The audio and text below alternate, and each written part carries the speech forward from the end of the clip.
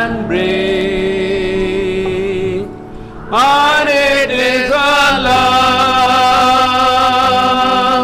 rising from our heart, everything within us cries, Abba Father, help us now to give you pleasure and delight,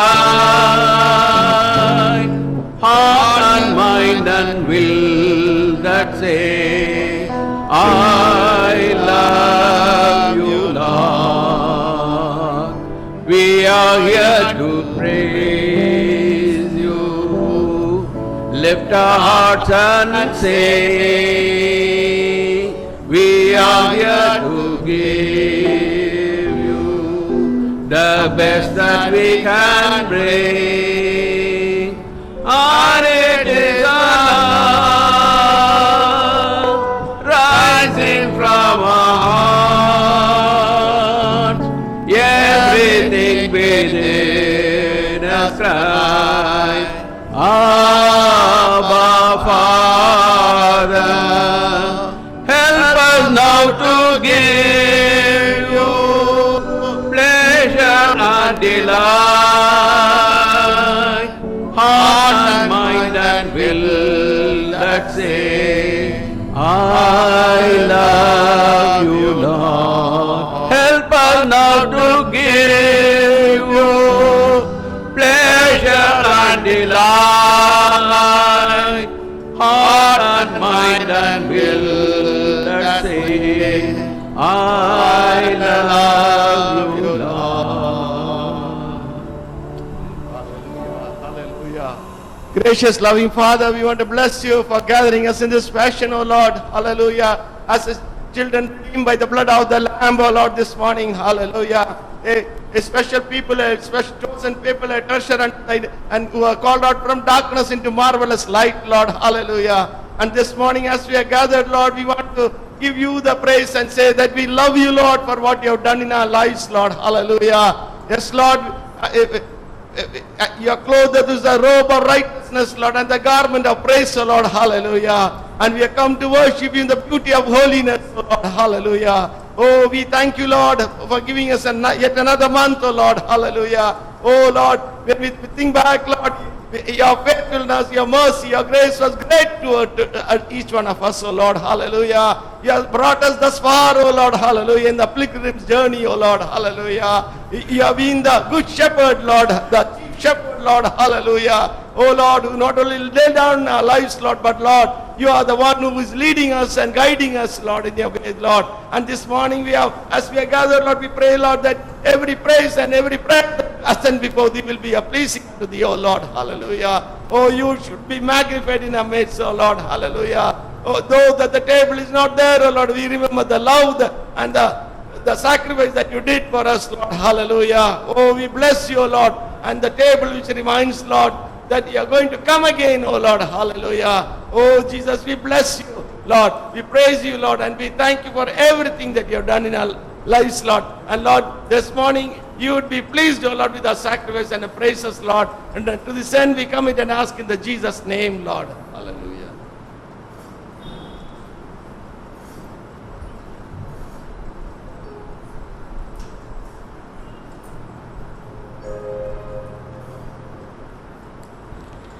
Praise be to the wonderful name of our God and Savior Jesus Christ. He is wonderful. He lives forevermore. Amen. Hallelujah. We'll sing a hymn together. The head that once was crowned with thorns is crowned with glory now. That's hymn number 77 in our English hymn books. We'll sing Our Redeemer Lives. Hallelujah.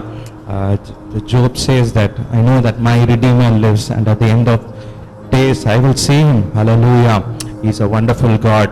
Hallelujah. The highest place that heaven affords is his by sovereign right. Hallelujah. We are here to ascribe all greatness, all glory, all power and honor to the King of Kings and to the Lord of Lords, and he is heaven's eternal life. Jesus, our Savior, our Redeemer. Let's sing it together unto the Lord.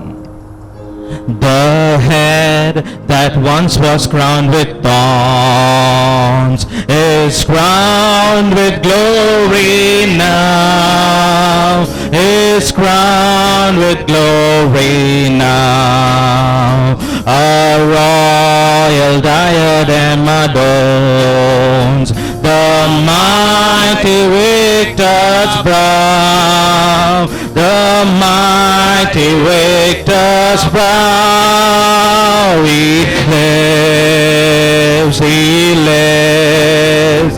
I know that my Redeemer lives, he lives, he lives. Yes, I know that my Redeemer lives. Will you sing one more time? He lives, he lives, he lives. I know that my Redeemer lives, he lives, he lives. Yes, I know that my Redeemer lives. The highest place that ever folds is his by sovereign right, is his by sovereign right. The King of kings and Lord of lords, and hence eternal light, and hence eternal light. He lives, he lives. I know that my Redeemer lives, he lives, he lives. Yes, I know that my Redeemer lives. The joy of all who dwell above, the joy of all below, the joy of all below, to whom he manifests his love and grants his name to know, and grants his name to know. He lives, he lives. I know that my Redeemer lives, he lives, he lives. I know that my Redeemer lives. To them the cross with all its shame, with all its graces given, with all its graces given. Their name, an everlasting name, their joy, the joy of heaven, their joy, the joy of heaven. He lives, he lives. Hallelujah. I know that my Redeemer lives, he lives, he lives. I know that my Redeemer lives. The cross, he bore his life and hell, though shame and death to him, though shame and death to him. His people's hope, his people's well, their everlasting peace, their everlasting peace. He lives, he lives. I know that my Redeemer lives, he lives, he lives. I know that my Redeemer lives, he lives, he lives, he lives. I know that my Redeemer lives, he lives, he lives. I know that my Redeemer lives. The cross he bore, the cross he bore his life and hell, oh shame and death to him.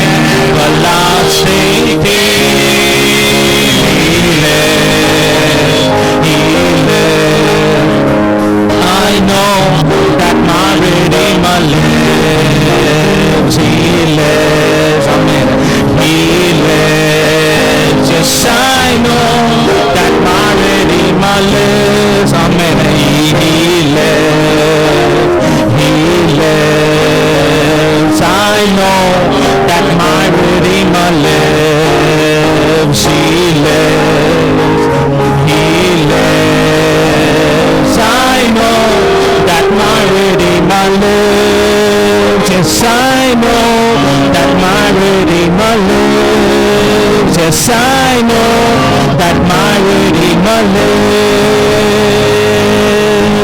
Hallelujah. Amen. Amen. Hallelujah. Praise the Lord. Hallelujah. The cross he bore is life and health, though it meant shame and death to him. Hallelujah. Amen. Because of Jesus, we are his people. Hallelujah. Our hope, our wealth are not only for this earth. Hallelujah. It's an everlasting theme. Amen. It crosses the bounds unto the eternity. Hallelujah. கர்த்தர் நமக்கு நித்திய அடைக்கலமாக இருக்கிறார். Hallelujah. அவர் நித்திய கண்மலையான தேவன். சேர்ந்து பாடும், எந்தன் கண்மலையானவரே, என்னை காக்கும் தெய்வம் நீரே. ஹல்லேலூயா. அவருடைய பிள்ளைகளாக வல்லமையும் மாற்றமும் நிறைந்தவராக இருக்கிறார். ஹல்லேலூயா. அந்த காலை வேளையில இயேசு ராஜா என்னுடைய பலனாக இருக்கிறார். ஹல்லேலூயா. அவரே என்னுடைய மீட்பர். He is my redeemer. ஹல்லேலூயா. அவர் ஜீவிக்கிறார், என்றென்றும் ஜீவிக்கிறார். ஹல்லேலூயா. ஆமென். உங்கள் சிறகுகளின் நிழலில் என்றென்றும் மகிழ செய்தீர். ஹல்லேலூயா. அவருடைய பிரசன்னத்துல அந்த மகிழ்ச்சி எப்பொழுதும் இருக்குது. ஆமென். ஹல்லேலூயா. நாம் சேர்ந்து பாடும் தெரிந்த பாடல். ஆண்டவரை எல்லாரும் ஆராதிப்போம். ஆண்டு கர்த்தருக்குள்ளாக மகிழ்ச்சியோடு இயேசுவின் நாமத்தை உயர்த்துவோம். இந்த உயிருள்ள நாட்கெல்லாம் உம்முடைய புகழை நான் பாடிடுவேன். ராஜா நீ செய்த நன்மைகளை எண்ணியே நான் துதித்திடுவேன். கடந்த வாரத்தில் ஆண்டவர் நமக்கு அநேக நன்மைகளை செய்திருக்கிறார். கர்த்தர் பெரியவர், அவர் என்றைக்கும் நல்லவராகவே இருக்கிறார். ஹல்லேலூயா. நாம் சேர்ந்து நாம் பாடுவோம். எந்த கண்மலையானவரே, என்னை காக்கும் தெய்வம் நீரே. எந்த கண்மலையானவரே, என்னை காக்கும் தெய்வம் நீரே. வல்லமை மாற்றி மகிழ்ந்தவரே, மகிமைக்கு பாத்திரரே, வல்லமை மாட்சிமை நிறைந்தவரே, மகிமைக்கு பாத்திரரே. ஆராதனை உமக்கே, ஆராதனை உமக்கே, என்றும் ஆராதனை உமக்கே, ஆராதனை உமக்கே, துதி ஆராதனை உமக்கே, ஆராதனை உமக்கே, ஆராதனை உமக்கே, ஆராதனை உமக்கே. உந்தன் சிறகுகளின் நிழலில் என்றென்று மகிழச் செய்தீர். உந்தன் சிறகுகளின் நிழலில் என்றென்று மகிழச் செய்தீர். தூயவரே என் துணையாளரே, துதிக்கு பாத்திரரே. தூயவரே என் துணையாளரே, துதிக்கு பாத்திரரே. ஆராதனை உமக்கே, ஆராதனை உமக்கே, என்றும் ஆராதனை உமக்கே, ஆராதனை உமக்கே,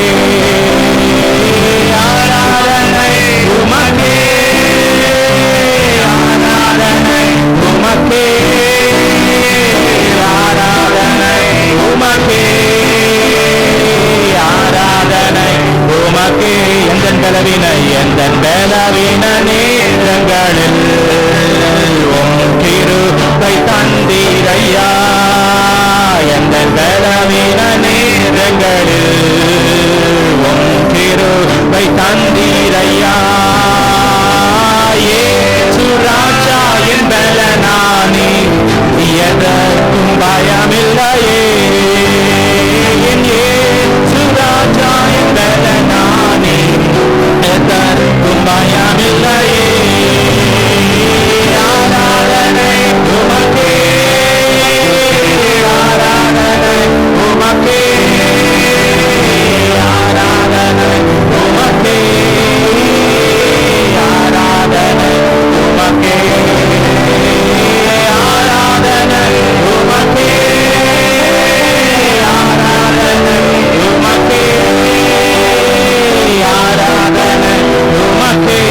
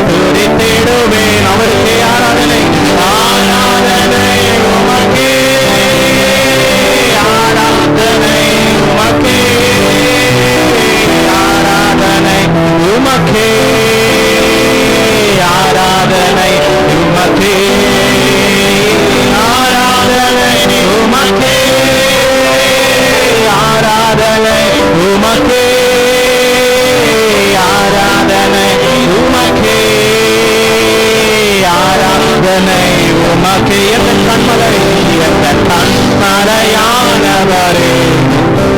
என்னை காக்கும் தெய்வம் நீரே எந்த கண்மலையானவரே என்னை காக்கும் தெய்வம் நீரே வல்லமை மாட்சிமை நிறைந்தவரே மகிமைக்கு பாத்திரரே வல்லமை மாட்சிமை நிறைந்தவரே மகிமைக்கு பாத்திரரே ஆராதனை உமக்கே ஆராதனை உமக்கே ஆராதனை உமக்கே ஆராதனை உமக்கே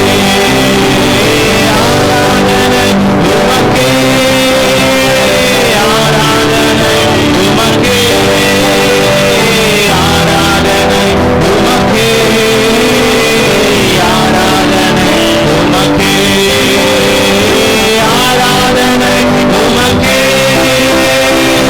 ஆராதனை உமக்கே ஆராதனை உமக்கே ஆராதனை உமக்கே ஹalleluya ஆமென். ஆண்டவர் நமக்கு செய்த நன்மைகள் ஏராளம். ஹalleluya. ஆண்டவரே, அதை நான் எண்ணியே துதித்திடுவேன். ஹalleluya. அநேக நேரத்தில் மறந்து விடுகிறோம், நன்மைகளை மறந்து விடுகிறோம்.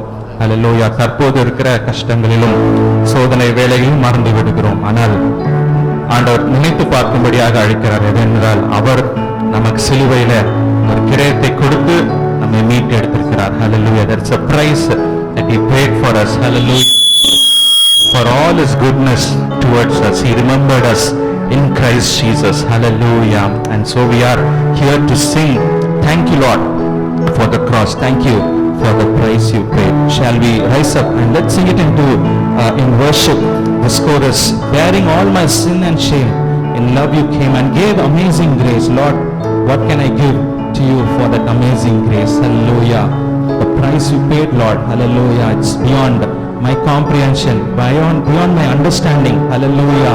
The love, Lord, oh Master, such precious, wonderful love. Hallelujah. All for me, Lord. Hallelujah. Now all that I know, Lord, I forget so many things, all that belongs to me. But Lord, I remember, Lord, now your forgiveness, Lord, and your embrace. Hallelujah. And so I sing, worthy is the Lamb. Hallelujah. Seated on the throne. Hallelujah. Let's sing it unto worship unto Jesus. He is worthy. Hallelujah. Of all praise and glory and honor. Hallelujah. We are blessed in God, by God, through Jesus Christ. Hallelujah. Thank you for the cross, Lord. Thank you for the price you paid, bearing all my sin and shame.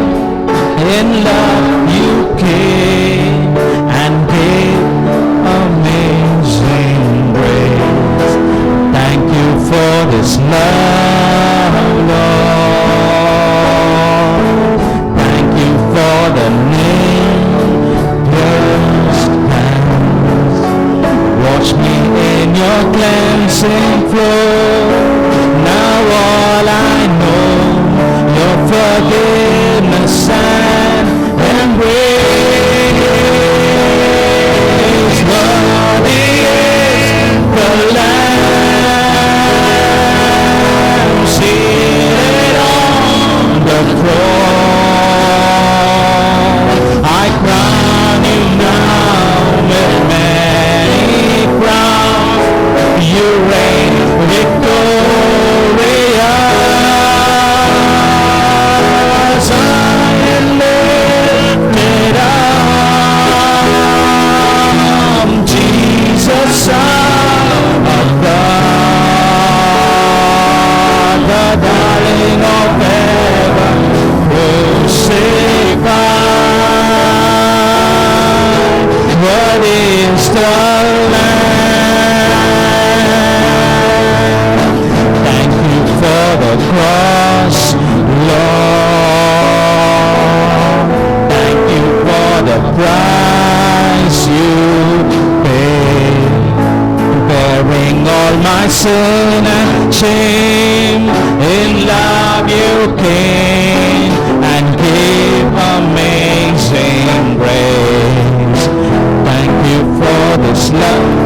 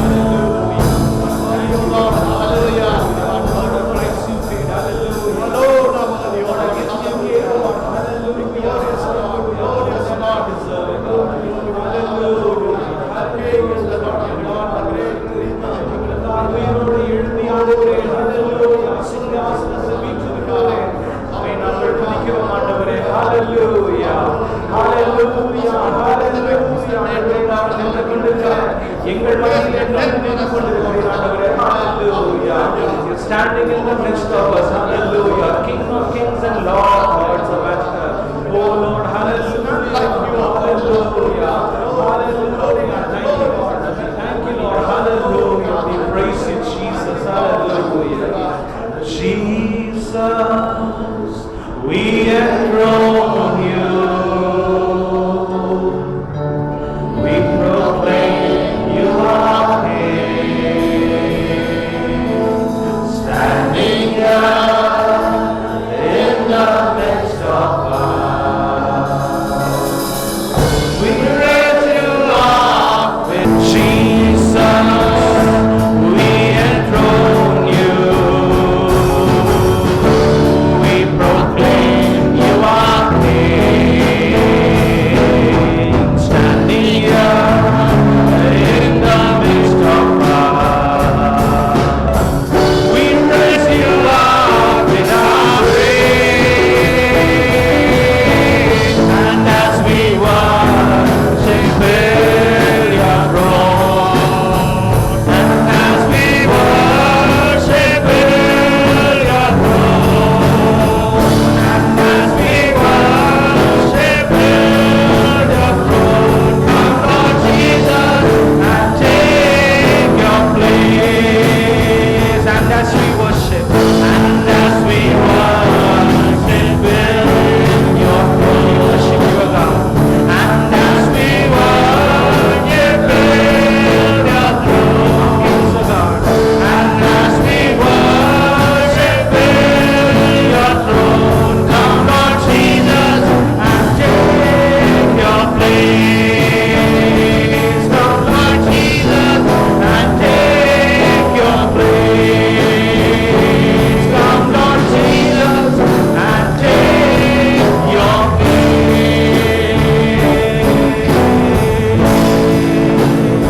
Hallelujah. Hallelujah. King of kings, Lord of lords, Savior, hallelujah. Our Redeemer, hallelujah. Behold, he lives forevermore, hallelujah. And he holds the keys of hell and death, hallelujah. Hallelujah. Worthy, worthy is the Lamb that is seated upon the throne, hallelujah. Hallelujah. We worship you, Lord. We praise you, hallelujah, for your grace, your mercy, O Lord. Lord, they are everlasting, O Master, hallelujah. Hallelujah. Hallelujah, O God, hallelujah. Surely goodness and mercy shall follow me all the days of my life, and I will live, hallelujah, in the house of the Lord forever, hallelujah. Because the King of kings and the Lord of lords, O Master, hallelujah, is our Lord, our shepherd, hallelujah. And I shall not want, hallelujah. Worthy, worthy is the Lamb, O Master. We praise you, O God. We thank you, O God. We lift your name on high, O Master, Lord, hallelujah. Lord, all that we remember is your forgiveness and your embrace, O God, hallelujah. Oh Lord, we went astray, Lord, but Lord, your good shepherd, the loving shepherd, the shepherd who laid down his life for the sheep, O God, came and embraced us, O God, hallelujah. Lifted us up, O Master, Lord. We were once lost, O God, hallelujah. Are redeemed unto God the Father through Jesus Christ, O God, hallelujah. Praise you, Lord. Praise you, Lord. And we thank you, Lord, hallelujah, for the cross, for the price that was paid for us, O God, hallelujah. We are so undeserving, O Lord, but Lord, O Master, you made us, O God, O Lord, to be called your children, O God, hallelujah. Called by name, O Master, each and every one of us, O God, hallelujah. We thank you for such amazing grace, O God, hallelujah. O God, we say, worthy is the Lamb. As the more we think about Jesus, the more we think about the Lamb of God, oh Lord, we say from the depths of our heart, Lord, worthy is the Lamb. Yes, Lord, there is going to be a song for eternity. Worthy is the Lamb seated on the throne, oh Master, hallelujah. The Lamb crucified, hallelujah. Worthy is he forever and forevermore. Even, oh Lord, now, O God, O Master, may your presence rule and reign among us, O Master. May your wonderful word, O God, Lord, minister to us, O Lord. All those who are hearing here and, O Lord, and in whichever place, O God, touch them, meet them at their point of their need, O Master. Restore health, O God, hallelujah. O Master, bring back the lost, O God, hallelujah. Because, O Master, you are our Savior, O Master. You are our shepherd, hallelujah. We praise you and we thank you. We give you all the glory, O Master, Lord. We rejoice in your presence, O Lord, because in your presence there is fullness of joy, O Master. Hallelujah. Overtaking joy, O Master, Lord. Hallelujah. Wonderful and marvelous joy, O Master. Hallelujah. We praise you. We thank you because you are our God, O Master. O Lord, we pray that you accepted all our praises and we worship, O Master, that we offer unto you this morning. We ask all this in the wonderful and the precious name of our Lord and Savior Jesus Christ. Amen. Amen. Praise be to God. Hallelujah. Please be seated.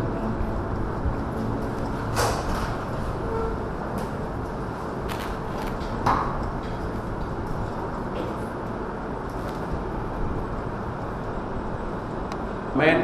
தேவன் நல்ல தேவன். Our God is a good God, தேவன் நல்ல தேவன். the true God, உண்மையான living தேவன். God. ஜீவனுள்ள உண்மையான தேவன் He loves us. நம்மை நேசிக்கிறார். Amen. Praise God. We are going to see the Lord Jesus Christ very soon.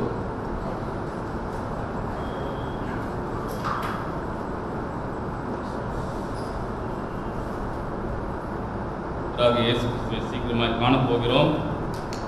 What a joy it will be பார்க்கும் பொழுது இது எவ்வளவு சந்தோஷமா இருக்கும். to see the fullness of God in the person of Jesus Christ. நம்முடைய கர்த்தராகிய இயேசு கிறிஸ்துவிலே முழுமையை நாம் காணும் பொழுது அது எவ்வளவு அற்புதமா இருக்கும். Praise God. கர்த்தருக்கு ஸ்தோத்திரம். The day is nearing and we have come very close to that. Let's prepare ourselves to meet the Lord. அந்த நாள் மிகவும் சமீபமா இருக்கிறது. ஆகையால் கர்த்தரை சந்திக்க நாம் நம்மை ஆயத்தப்படுத்திக் கொள்வோம். Just one verse as found in Genesis chapter 24. ஆதியாகமம் 24வது அதிகாரத்திலிருந்து ஒரு வசனத்தை இந்த காலை வேளையிலே தியானிப்போம்.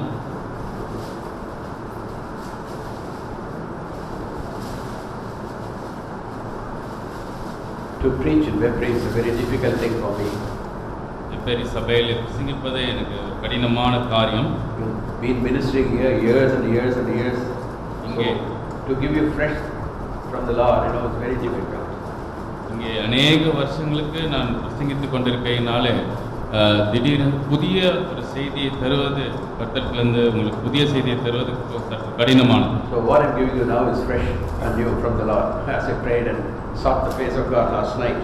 நேற்றைய இரவிலே நான் கர்த்தரிடம் காத்திருந்து நான் கர்த்தரிடத்திலிருந்து உங்களுக்கு இந்த காலையில் கொடுக்க இருக்கிறது புதிய ஒரு வெளிப்பாடு. Genesis chapter 24 verse 15. ஆதியாகமம் 24:15 வசனம். And it came to pass, before he had done speaking, that behold, Rebekah came out, who was born to Bethuel, son of Milcah, the wife of Nahor, Abraham's brother, with her pitcher upon her shoulder. ஆதியாகமம் 24:15 வசனம். அவன் இப்படி சொல்லி முடிக்கும் முன்னே, இதோ ஆபிரகாமுடைய சகோதரனாகிய நாகோரின் மனைவி மில்காளுடைய குமாரனாயிருக்கிற பெத்துவேலுக்கு பிறந்த ரெபெக்காள் குடத்தை தோள் மேல் வைத்துக் கொண்டு புறப்பட்டு வந்தாள். Rebekah. ரெபெக்காள். There's no one here by that name. இங்கே ரெபெக்காள் என்ற பெயர் உள்ளவர்கள் யாரும் இல்லை. But what a wonderful character we find Rebekah in the Bible. ஆனால் வேதாகமத்திலே நாம் காணக்கூடியதான ஒரு அற்புத நபராய் இருக்கிறாள் இந்த Rebecca. Definitely she is one of the topmost characters I love in the Bible. நிச்சயமாய் வேதாகமத்திலே எனக்கு மிகவும் பிடித்த நபர்களில் ஒரு நபர் இந்த ரெபெக்காள். If you only understand that God, the God of secrets, has been showing here and there his eternal purpose even in the Old Testament times. அதாவது நாம் சரியாக வேதத்தை வாசிப்போம் என்றால் பழைய ஏற்பாட்டிலேயும் சரி பழைய ஏற்பாட்டு காலங்களிலேயும் சரி தேவன் இங்கேயும் அங்கேயும் தன்னுடைய குணாதிசயத்தை வெளிப்படுத்திக் கொண்டிருக்கிறார். The church that God wanted to bring as the bride of Christ for his son was the eternal purpose, the very first purpose with which he began all the other creations. எந்த சபையை தன்னுடைய ஒரே பேரான குமாரனாகிய இயேசு கிறிஸ்துவுக்கு தேவன் மனவாட்டியாய் தரலாம் என்று தேவன் எண்ணினாரோ அதுதான் அவருடைய எல்லா நோக்கங்களுக்கும் மேலான அவர் தீர்மானித்த நோக்கமா இருக்கிறது. It's called the eternal purpose. It started in eternity past and it will shine through eternity to come. தேவனுடைய நித்திய நோக்கம் என்று அழைக்கப்படுகிறது. கடந்து போன நித்தியத்தில் ஆரம்பித்த அந்த நோக்கமானது வரப்போகிற நித்தியம் இன்றைக்கு நிலைத்திருக்க போகிறது. The church of the Lord Jesus Christ, the bride of Christ. ஆண்டவராகிய கிறிஸ்து இயேசுவினுடைய மனவாட்டியாகிய சபை. Praise God. கர்த்தருக்கு ஸ்தோத்திரம். And to know that God has saved you and me and brought us into that body to be the bride of Christ. Our calling is at utmost perfection, utmost glory to receive in Christ Jesus. உங்களையும் என்னையும் கூட கிறிஸ்து இயேசுவினுடைய மனவாட்டியாக இருக்கும்படியாக கிறிஸ்து இயேசுக்குள்ள பரிபூர்ணமான ஒரு மனவாட்டியாக இருக்கும்படியாக தேவன் அழைத்திருக்கிறார், தெரிந்தெடுத்திருக்கிறார் என்று நினைப்பது அற்புதமா இருக்கிறது. Old Testament is nothing but types and shadows. பழைய ஏற்பாட்டை பொறுத்த அளவில் அது வெறும் நிழலாய், அட்டலமாய், சின்னமாய் இருக்கிறது. God here and there revealing a little bit to the Old Testament prophets and the sages and saints the purpose that he had concerning Jesus Christ. பழைய ஏற்பாட்டு தீர்க்கதரிசிகள், பழைய ஏற்பாட்டு பரிசுத்தவான்கள் மூலமாய் கிறிஸ்து இயேசுக்குள்ளாய் தீர்மானித்து வைத்திருக்கிறதை கொஞ்சம் கொஞ்சமாய் ஆங்காங்கே ஒரு நிழலாய் வெளிப்படுத்திக் கொண்டே வந்தார். Like God telling Abraham to take his only son, the son whom he loved, Isaac, and to offer him as a burnt offering on one of the mountains, Moriah. உதாரணத்துக்கு மோரியா மலையின் மேல் தேவன் ஆபிரகாமை தன்னுடைய ஒரே பேரான குமாரனாகிய ஈசாக்கை ஒரு பலியாக செலுத்த வேண்டும் என்று தேவன் சொல்லுவது அது ஒரு அடையாளம். Showing in that type as to what God himself would do in sacrificing his son on that very Mount Calvary. அவர் அதன் மூலமாய் எப்படி அதே மலையிலே கல்வாரி மலையிலே எப்படி தன்னுடைய ஒரே பேரான குமாரனாகிய ஆண்டவராகிய இயேசு கிறிஸ்துவை தேவன் நமக்காக ஒரு பலியாக ஒப்பு கொடுப்பார் என்பதை ஒரு நிழலாய் அந்த சம்பவம் மூலமா வெளிப்படுத்தினார். God calling Abraham to be his friend, communicating to him his heart, his purpose, what he was going to do. தேவன் ஆபிரகாமை தன்னுடைய நண்பன் என்று அழைத்து அவருடைய இருதயத்திலே இருந்ததை தன்னுடைய நண்பனோடு, அதாவது ஆபிரகாமோடு கூட அவர் என்னத்தையெல்லாம் செய்ய போகிறார் என்பதை வெளிப்படுத்தி பகிர்ந்து கொண்டார். And his son never opening his mouth, obedient unto death, like our Jesus Christ was obedient unto death, even the death on the cross. He was willing. He never questioned Abraham. He never tried to run away. Even when Abraham bound him, he was absolutely speechless, knowing that his father will do that which is perfect.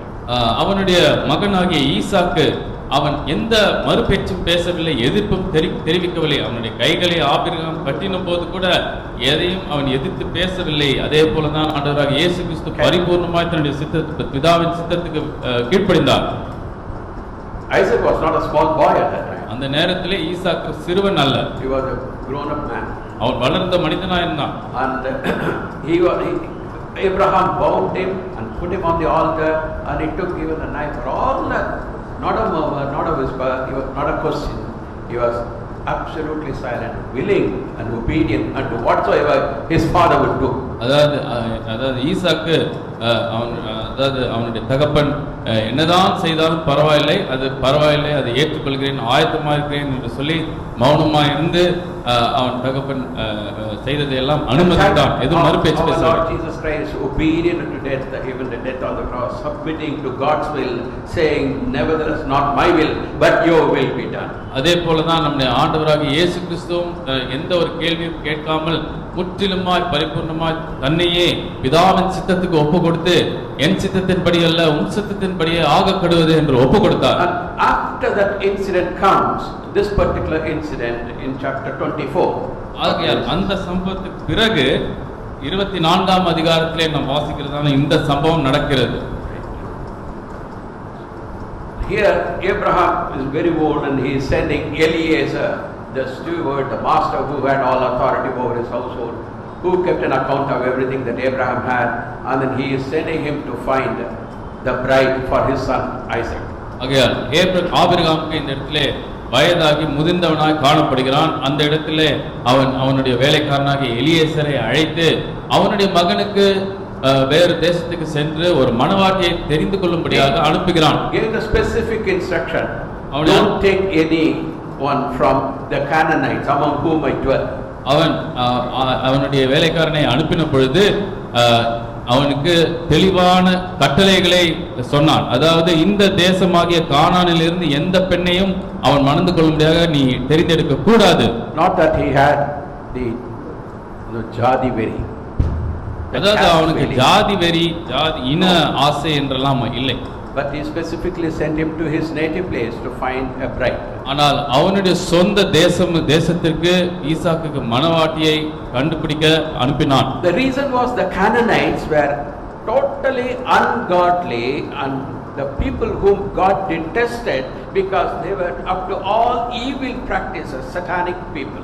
அதற்கு காரணம் என்னவென்றால் அவன் வாழ்ந்து கொண்டிருந்த அந்த தேசமாகிய கானானிய ஜனங்கள், அந்த தேசத்தை சேர்ந்த ஜனங்கள் எல்லாருமே எல்லா விதமான பொல்லாத கெட்ட பழக்கங்களிலே ஈடுபட்டு கொண்டு பாவத்திலே பாவ பழக்கங்களில் ஈடுபட்டு கொண்டிருந்தார்கள். That's the reason God told specifically, don't take anyone from the Canaanites. இது நிமித்தமாய் தான் தேவன் தெளிவாக கானானிய தேசத்திலிருந்து எந்த ஸ்திரீயையும் மணந்து கொள்ள நீ எடுத்துக்கொள்ள கூடாது என்று சொன்னார். ஆனால் என் சொந்த ஊருக்கு போ. So when Eliezer came, and then most of you know the story well. Eliezer வந்தான், அதன் பிறகு என்ன நடந்தது என்று சொல்லி உங்களில் அநேகர் அறிந்திருக்கிறீர்கள். And then Abraham says, God who called me out, he will send his angel before you and he will find the right person. என்னை பிதாவின் தேசத்தை விட்டு வெளியே அழைத்த தேவனானவர் அவர் உனக்கு சரியான நபரை வெளிப்படுத்தி காண்பிப்பார் என்று ஆபிரகாம் சொன்னான். Rebecca is a character I love very much because she is the type of the church or the bride of Christ. ரெபெக்காள் என்ற குணாதிசயம், அந்த நபரினுடைய குணாதிசயம் எனக்கு மிகவும் பிடித்த குணாதிசயம். ஏன் என்று சொன்னால் அவள் சபைக்கு ஒரு நிழலாயிருக்கிறாள். There are many things that we have to learn from her characteristic as revealed in the scripture, and we have to align our will and our life accordingly. வேத வசனத்தை வாசித்து ஆராய்ந்து அவளுடைய ஜீவியத்திலிருந்து நாம் அநேக காரியங்களை கற்றுக்கொள்ள வேண்டியதாயும் அவைகளை நம்முடைய ஜீவியத்திலே செயல்படுத்த வேண்டியதாயும் இருக்கிறது. The very name Rebecca, the meaning, பேரே ரெபெக்காள் என்ற பெயரே, you know what it means? அர்த்தம் தெரியுமா?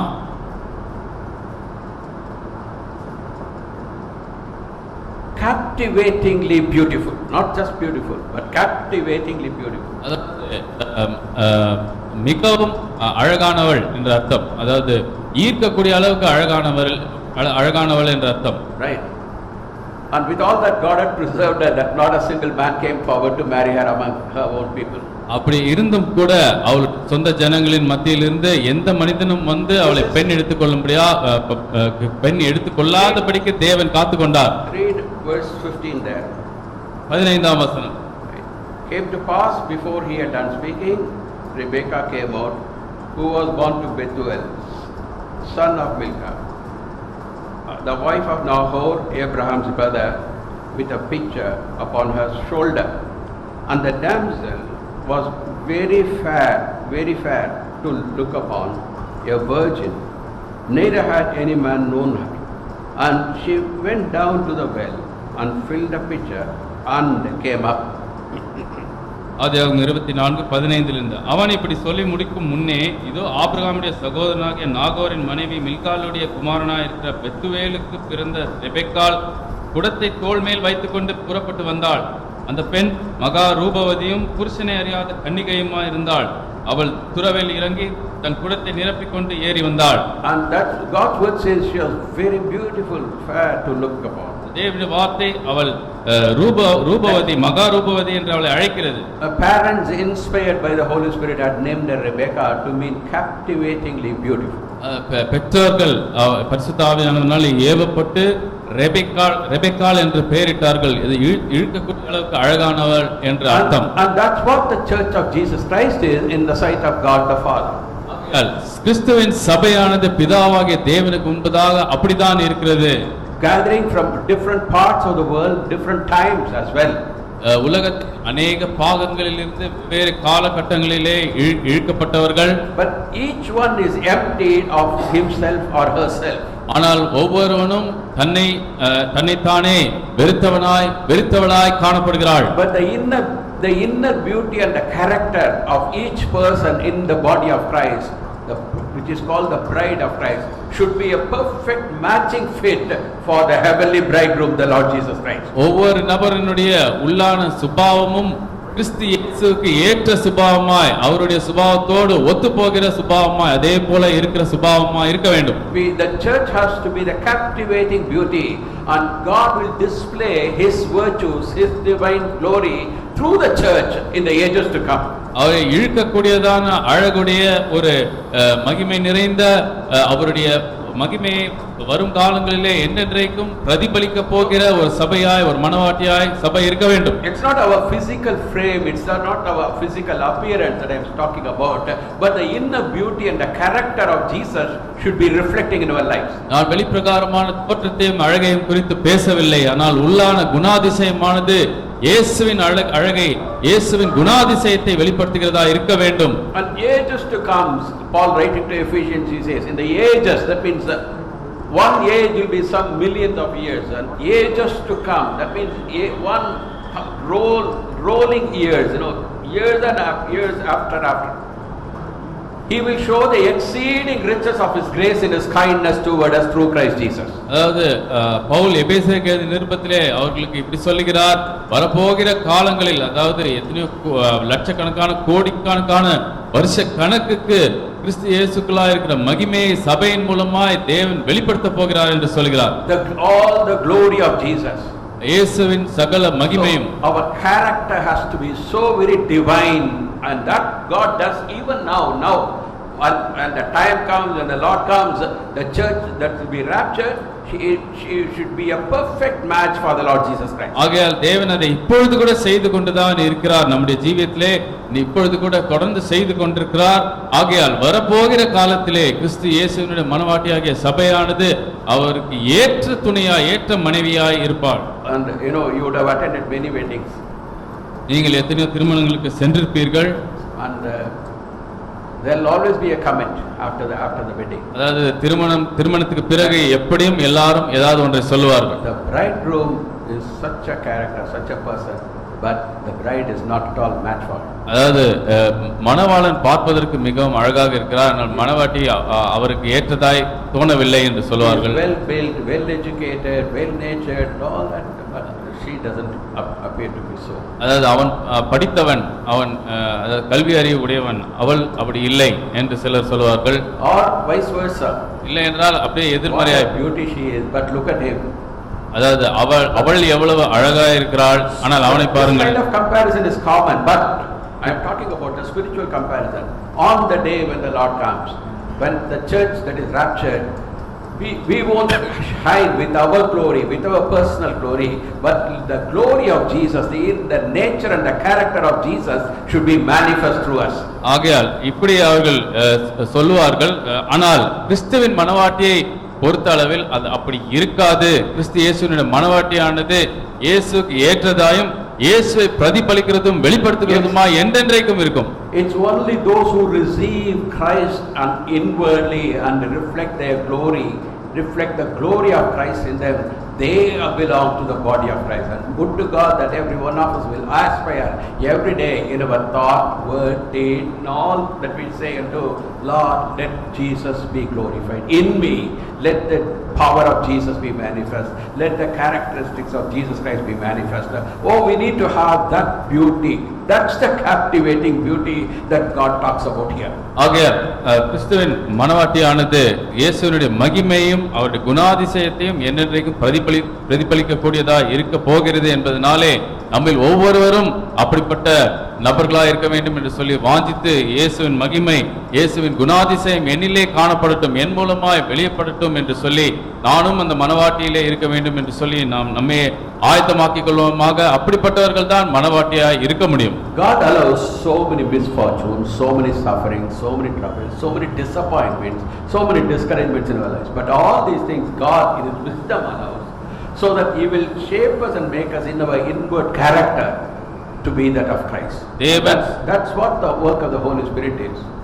தேவன் அநேக கஷ்டங்களையும் நம்மளை கவலைப்படுத்தக்கூடியதான, விசனப்படுத்தக்கூடியதான காரியங்களையும் நம் ஜீவியங்களிலே அனுமதிக்கிறார். ஆனால் அவர் அனுமதிப்பதற்கான காரணம் எல்லாமே என்னவென்றால், நம்முடைய குணாதிசயத்தை கிறிஸ்து இயேசுவை பிரதிபலிக்கிறதான ஒரு குணாதிசயமாய் மாற்ற வேண்டும் என்பதற்காக தான் அதெல்லாம் அவர் அனுமதிக்கிறார். அவருடைய ஞானத்திலே அதெல்லாம் செய்கிறார், நமக்காக செய்கிறார். Thank you for the cross, Lord. சிலுவைக்காக நன்றி என்று பாடினோம். Do we really understand? Can we thank God for a cross tomorrow morning, tomorrow evening, tomorrow afternoon? உண்மையிலேயே அதை நாம் புரிந்து கொள்கிறோமா? உண்மையிலேயே இன்றைக்கு போல நாளைக்கும் நம்மால் கர்த்தரை பார்த்து ஆண்டவரே சிலுவைக்காக நன்றி, நாளன்னைக்கும் கர்த்தரை பார்த்து சிலுவைக்காக நன்றி என்று சொல்லிக்கொண்டே போக முடியுமா? What happened on the cross? சிலுவையில் என்ன நடந்தது புரிந்து கொள்கிறோமா? Recognition. He was marred, his beauty was marred beyond recognition. அவரில் எந்த அழகும் இல்லாத அளவுக்கு அவரை முற்றிலுமாய் அவர்கள் அடித்தார்கள். No beauty that we should desire him. அவரை பார்க்கும் பொழுது அவரை விரும்பத்தக்கதான எந்த அழகும் இல்லை என்று வாசிக்கிறோம். He was so marred physically as well as spiritually, all the suffering they endured. ஆகையால் அந்த அளவுக்கு அவரை appreciating and saying thanks God. You know, the Lord can only allow us to go through the same, and when we go through such sufferings, part of it, can we really be thankful to God? Can we say there is a purpose in you allowing me to go through all this, Lord? May the nature and the beauty and the power and the glory of Jesus be working in me, seen me.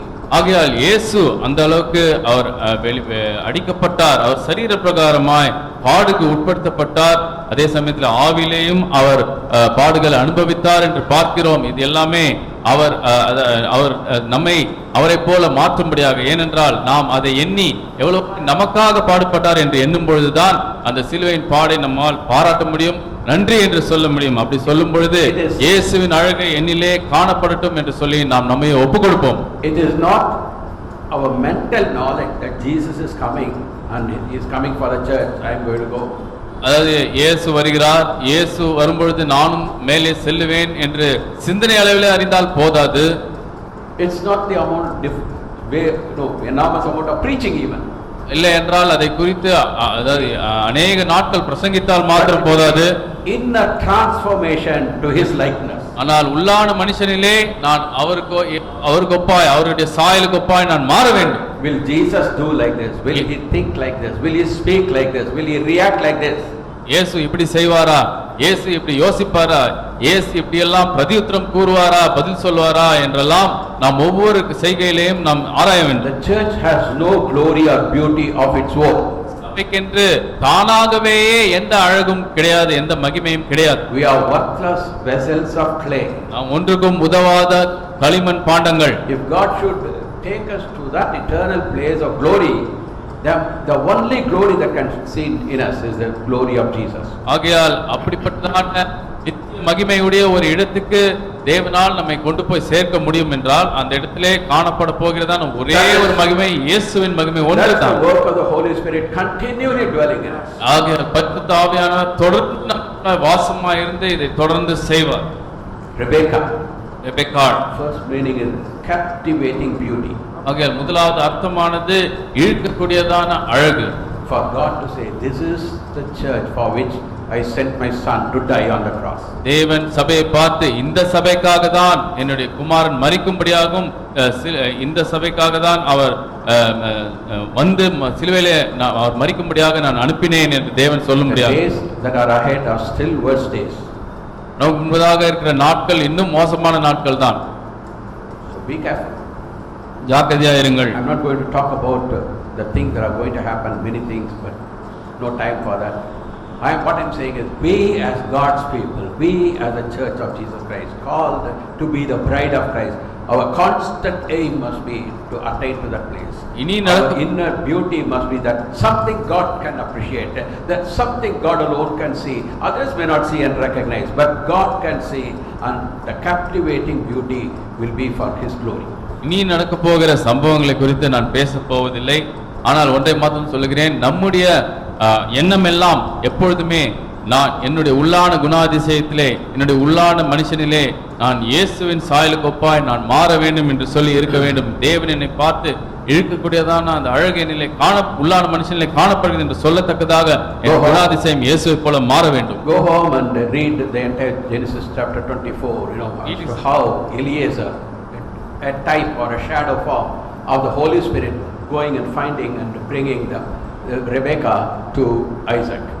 வீட்டுக்கு சென்று ஆதியாகமம் 24ஆம் அதிகாரத்தை வாசித்து எப்படி எலியேசரானவன் எப்படி பரிசுத்த ஆவியானவர் வந்து கிறிஸ்து இயேசுவுக்காக ஒரு மனவாட்டியை தேடி கண்டுபிடிக்கிறாரோ அதே போல எலியேசர் நிழலாய் இருக்கிறான் என்பதை குறித்து நீங்களே ஆராய்ந்து வாசித்து பாருங்கள். There is another meaning also to இன்னொரு அர்த்தம் கூட இருக்கிறது. ரெபெக்காள் என்ற வார்த்தைக்கு இன்னொரு அர்த்தம் இருக்கிறது. To tie very firmly.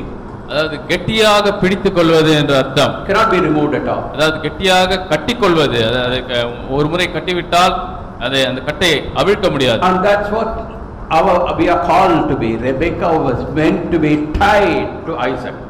அப்படிதான் ரெபெக்காள் அழைக்கப்பட்டால் ஈசாக்கோடு என்றென்றைக்கும் இணைக்கப்படும்படியாக. This captivating beauty in that place where she was living, how many eyes would have seen, how many young men would have, desired her. அதாவது அவள் வாழ்ந்த அந்த தேசத்திலே எத்தனை கண்கள் அவள் மேல் விழுந்திருக்கும், எத்தனை வாலிபர்கள் அவளை கண்டிருப்பார்கள். God had tied her exclusively for Isaac. ஆனால் தேவனோ அவளை ஈசாக்குக்கென்று வேறு பிரித்து வைத்திருந்தார். And that's what we are called to be. We don't belong to ourselves, we belong to the Lord Jesus Christ. அதே போலதான் நாம் இருக்கும்படியாக அழைக்கப்பட்டிருக்கிறோம். நாம் நமக்கே சொந்தமானவர்கள் அல்ல, நாம் ஆண்டவராகிய இயேசு கிறிஸ்துவுக்கு சொந்தமானவர்கள். He that is joined to the Lord is one in spirit. கர்த்தரோடு இணைக்கப்பட்டவன் ஆவியிலே ஒன்றாயிருக்கிறான் என்று வசனம் சொல்கிறது. Completely. முற்றிலும் அவரோடு கட்டப்பட்டிருக்கிறோம். This knot that binds these two, the person together, cannot be undone, cannot be broken at all. இந்த ரெண்டு பேரை இணைக்கக்கூடியதான இந்த முடிச்சியானது அதை யாராலையும் உடைக்கவோ முறிக்கவோ முடியாது. No circumstances. எந்த சூழ்நிலையாலையும் உடைக்க முடியாது, எந்த சோர்வாலையும் மனசோர்வாலையும் உடைக்க முடியாது. No disease, nothing. As Paul says, nothing shall separate me from the love of God which is in Christ Jesus our Lord. வியாதியோ வியாகுலமோ, அதாவது அப்போஸ்தலனாகிய பவுல் சொல்வது போல எதுவும் என்னை கிறிஸ்துவின் அன்பிலிருந்து பிரிக்க முடியாது. These things must come and will come, allowed by God. ஆகையால் இவைகள் எல்லாம் வரும், நிச்சயமாய் வரதான் வேண்டும், தேவனால் அனுமதிக்கப்பட்டு வரதான் வேண்டும். Tribulation, famine, persecution, nakedness, peril, sword, all these things Paul describes there, and then he says, who shall separate me from the love of Christ? அதாவது உபத்திரம், பஞ்சம், அதாவது எதிர்ப்பு, இவைகள் எல்லாம் வந்தாலும் எது என்னை கிறிஸ்துவினுடைய அன்பிலிருந்து பிரிக்க முடியும் என்று பவுல் சொல்கிறார். Little bit of suffering, little bit of what we go through, we immediately murmur, we question God, we get discouraged, many things. That's not really the beauty, or that's not the meaning of Rebecca, that's not the meaning of the true church of Jesus Christ. ஆனால் கொஞ்சம் கஷ்டங்கள், கொஞ்சம் பாடுகளை அனுபவித்து விட்டாலே உடனடியாக தேவனை எதிர்த்து கேள்வி கேட்கிறோம். அது ரெபெக்காள் என்ற வார்த்தைக்கு அர்த்தம் அல்ல, அது கிறிஸ்துவினுடைய சுபாவமோ அழகோ அல்ல. Tied firmly that it cannot be broken, no circumstance, no power on earth, no hell. அவரோடு கூட எந்த ஒரு சூழ்நிலை, பூமியிலே நடக்கிற எந்த சம்பவத்தாலேயோ எந்த ஒரு சூழ்நிலையாலேயோ உடைக்க முடியாத ஒரு உறவிலே, ஒரு கட்டிலே நாம் காணப்படுகிறோம். And that must be our attitude, whatever and however God takes us through, whatever God appoints in our lives, through it all, in all circumstances and situations, tied to Jesus, tied to Him. ஆகையால் இப்படிதான் நாம் இருக்க வேண்டும். எல்லா சூழ்நிலைகளிலேயும் எந்த சந்தர்ப்பமா இருந்தாலும் கிறிஸ்து இயேசுவுடன் இணைக்கப்பட்டவர்களாய், அன்பிலே கட்டப்பட்டவர்களாய். Next one, not only the two meanings of Rebecca. ஆகையால் ரெபெக்காள் என்ற வார்த்தைக்கு பெயருக்கு ரெண்டு அர்த்தங்கள் என்பது மட்டுமல்ல, அடுத்ததாக she is the only daughter. மூன்றாவதாக அவளுடைய பெற்றோர்களுக்கு இருக்கிறதான ஒரே குமாரத்தி. She had a brother. தனக்கென்று ஒரு சகோதரன் இருந்தான். Later on we know him as a deceiver. அதாவது அவனை குறித்து நாம் பிறகு வாசிக்கும் பொழுது ஏமாற்றுபவனையே ஏமாற்றுபவன் என்று பார்க்கிறோம். But here Rebecca was the only daughter to the parents. ஆனால் இங்கே ரெபெக்காளோ தன்னுடைய பெற்றோர்களுக்கு ஒரே மகள். That's the ultimate purpose. There's only one church. அதுதான் ஒரே ஒரு தேவனுடைய ஒரே ஒரு உச்சக்கட்ட நோக்கமா இருக்குது, ஒரே ஒரு மனவாட்டியாகிய சபை. From the day of Pentecost. Pentecost நாளில் ஆரம்பித்து why Jesus has not come so far? இதுவரை ஏன் இயேசு இன்னும் திரும்பவில்லை? That one church is not complete yet. ஏனென்றால் அந்த ஒரு சபை இன்னும் முழுமை அடையவில்லை. The minute that whatever it be, whether it be 1,44,000 or innumerable number, whatever it be, the number doesn't matter. The complete church that God had chosen in Christ before the foundation of the world, unless it is complete, Jesus will not come. அதாவது எந்த நிமிஷம் அல்லது எந்த சனப்பொழுதிலே அந்த எண்ணிக்கை அது 144,000 இருக்கலாம், அதுக்கு மேலாகவும் இருக்கலாம். எந்த நிமிஷத்திலே அவர் முழுமையான சபையை ஆயத்த பண்ணிவிட்டாரோ உடனடியாக இயேசு வந்து எடுத்துக்கொள்வார். Writing to Ephesians, he says about that one body, one Christ, one hope, one calling. ஒரே சரீரம், ஒரே ஒரு நம்பிக்கை, ஒரே ஒரு அழைப்பு என்று பவுல் எபேசியருக்கு நிருபத்திலே சொல்கிறார். And we need to make sure that our identity is in that church. ஆகையால் அந்த சபையிலே நானும் இருக்கிறேனா என்று சொல்லி நம்ம ஒவ்வொருவரும் உறுதிப்படுத்திக் கொள்ள வேண்டும். Not just getting carried away by the title, as we all have different churches, Apostolic Church, Assemblies of God, CPM, TPM. No. All these titles will go. God is not coming for any of these so-called denominations. அதாவது நமக்கு இருக்கிற பெயர் பலகையிலே அப்போஸ்தல சபை, CPM, அதாவது அசெம்பிளிஸ் of God என்று அந்த பலகையை உடையவர்களுக்காக அவர் வரவில்லை. There are people who are taking safety or security. They think they are safe because they are attending one of the biggest churches in city. அதாவது நகரத்திலே இருக்கக்கூடியதான சபைகளிலேயே மிகவும் பெரிய சபைக்கு நான் செல்கிறேன், அதிலே தான் என் பாதுகாப்பு என்று அநேகர் நினைப்பார்கள். To get lost in a crowd is very easy. அதாவது ஒரு பெரிய கூட்டத்திலே துளைந்து போவது லேசானது, லேசான காரியம். Being a big church, God is there. பெரிய சபை இருந்தால் அங்கே தேவன் நிச்சயமா இருக்கிறார் என்று அநேகர் நினைக்கிறார்கள். அப்படி இல்லை. Jesus never said where 40,000 50,000 are gathered I'll be there. He said where 2 or 3 are gathered. All that matters is Jesus must be the center. இயேசு 40,000 பேர் அல்லது 50,000 பேர் எங்கே இருக்கிறார்களோ, என் நாமத்தினாலே கூடுகிறார்களோ அங்கே அவர்கள் மத்தியிலே இருக்கிறேன் என்று சொல்லவில்லை. எங்கே 2-3 பேரோ என் நாமத்தினாலே கூடுகிறார்களோ அங்கே இருப்பேன் என்று சொன்னார். We need to make sure that our identity is not in the number. ஆகையால் நம்முடைய அடையாளமானது எத்தனை பேர் இருக்கிறார்கள் என்பதிலே இல்லை. We need to make sure that we are there according to the truth, according to the written word of God, according to what God has revealed the church to be. ஆகையால் தேவன் சொன்ன சத்தியத்தின்படி இருக்கிறோமா, சபை என்றால் எப்படி இருக்க வேண்டும் என்று அவர் எப்படி சொல்லி இருக்கிறாரோ அப்படி அவ்விதமாய் நாம் இருக்கிறோமா என்பதை தான் நாம் உறுதி செய்து கொள்ள வேண்டும். And so many find satisfaction. They think when Jesus comes, the trumpet sounds, we are going to be there, all because I wear white, I don't wear jewels, I do this, I do that. In other words, they leave aside the grace of God, the working of the Holy Spirit and the purpose God has and all these things are away, and they think they can attain to that place because they have done something. It's flesh. அதாவது இயேசு கிறிஸ்து வருவார், எக்கால சத்தம் தொனிக்கும் பொழுது நான் வெள்ளை போட்டதுனாலே போய்விடுவேன், நான் நகை போடாததுனாலே போய்விடுவேன் என்று சொல்லி கிருபையின் மேல் தேவ கிருபையை மேன்மைப்படுத்தி கிருபையின் மேல் சார்ந்திருப்பதை விட்டுவிட்டு அவர்கள் இதை செய்தால் அதை செய்தால் நான் மேலே போய்விடுவேன் என்று சொல்லி அதை மேன்மைப்படுத்துகிறார்கள். Because I fasted so much. இவ்வளவு உபவாசம் இருந்தேன் அதனாலே போய்விடுவேன். Because I sacrificed so much. எவ்வளவு தியாகம் செய்தேன் அதனாலே போய்விடுவேன். I give away so much. எவ்வளவு கொடுக்கிறேன் அதனாலே போய்விடுவேன். No. அப்படி இல்லை. Where is then the grace of God? அப்படி என்றால் தேவ கிருபை எங்கே? The grace of God must come in every area of our life. தேவ கிருபை ஒவ்வொரு ஜீவியத்தின் ஒவ்வொரு பாகத்துக்குள்ளாய் வர வேண்டும். Grace of God will make us to be humble. Grace of God will make us to realize who we are in the sight of God. Grace of God will make us to be nothing in the sight of God. தேவ பார்வை தேவ கிருபையானது நம்மையே தேவனுக்கு முன்பாக நம்மையே தாழ்த்த செய்யும், நாம் யார் என்பதை உணர செய்யும், தேவனுக்கு முன்பாக நான் ஒன்றுமில்லாதவன் என்பதை என்னை உணர செய்யும். That's the only church. இதுதான் ஒரே ஒரு சபை. Paul says, there's one body.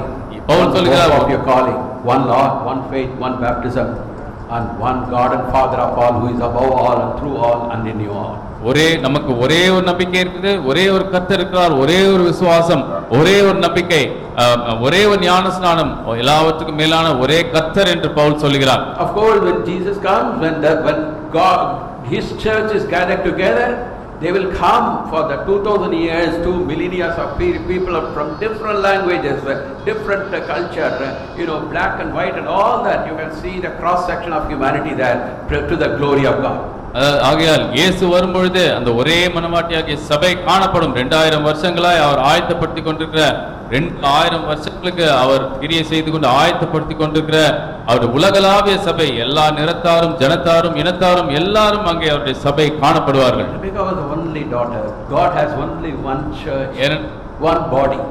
ஒரே ஒரு பெண், ஒரே ஒரு மனவாட்டி, ஒரே ஒரு கிறிஸ்துவின் மனவாட்டி, ஒரே ஒரு சபைதான் தேவனுக்கு உண்டு. The unity of God will be revealed through the diversity of the people. ஆகையால் தேவனுடைய கிருபையானது வெவ்வேறு ஜனங்கள் மூலமாய் வெளிப்படும்.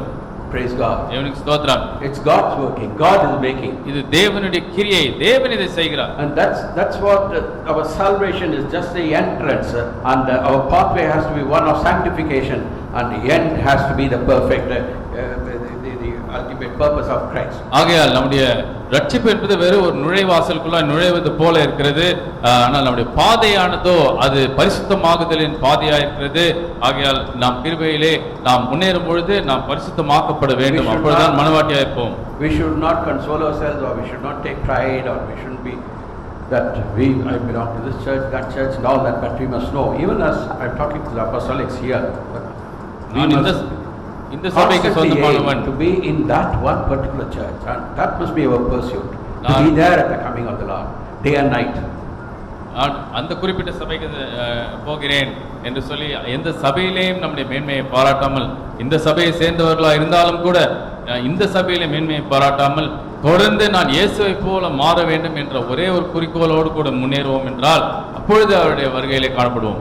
Rebecca was not unknown, or she had not become famous till then, but that day God had appointed that day for her to be brought to Isaac. She became there on the scene. அந்த நாள் வரை ரெபெக்காள் பிரபலமானவளே அல்ல, ஆனால் எந்த நாளிலே ஈசாக்கினுடைய மனைவி ஆனாலோ அப்பொழுது அவள் பிரபலமானா, எல்லாராலையும் அறியப்பட்டாள். The only daughter, ஒரே குமாரத்தி, ஒரே மகள், only one church, ஒரே ஒரு சபை. and we must aim to be that church when the Lord Jesus Christ comes. இயேசு வரும்பொழுது அதிலே நாம் காணப்பட நாம் ஒவ்வொருவரும் பிரயாசப்பட வேண்டும். Be carried away by different doctrines, different teachings, and the different churches and all that. Not look at the volume of people, not look at what they are doing, what they are. No. It's all our character formation that's important.